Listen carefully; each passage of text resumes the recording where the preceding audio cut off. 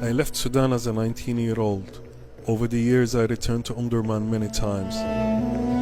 It was always the same feeling returning home. The familiarity of crossing the Nile and the smell of the river.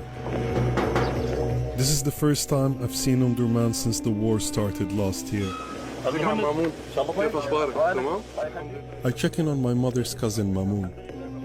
He survived the months this area was controlled by the Rapid Support Forces. His house was hit by mortar fire twice. So this is the shell that fell in the house.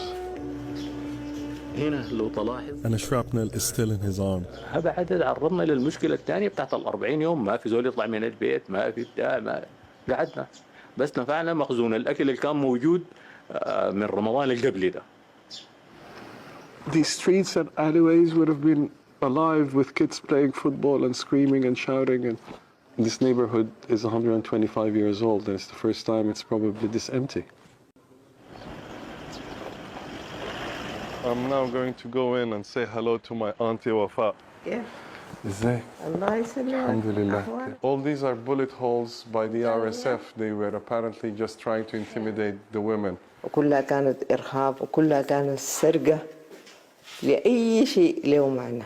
بعد كله شكل ونبذ وإرهاب واستفزاز شديد يعني لحياتنا. This is as far south in Derman I could go, as close to Khartoum as I could get. This is as far as the army would allow us. I can see the yellow bridge that takes you from Derman to Khartoum. And it fills me with a lot of sadness, and I cannot cross to the other side of the city. It's a city divided. Over the years, I have seen my neighborhood change. Many have passed away, many left to build lives elsewhere. But there was always family, cousins, and relatives that stayed behind. Not now. Most of the residents of these homes had to flee for their lives. And now it was time to visit my old home. Look at the destruction of it. This is perhaps one of the earliest portraits of me and my brother, a time when Afro was king. And then, by chance, this rare glimpse into the workings of the Rapid Support Forces fighting units. This is a diary of RSF soldiers stating the number of the force that was stationed here on the 3rd of October 2023. There were 35 RSF fighters here. Evidence of war.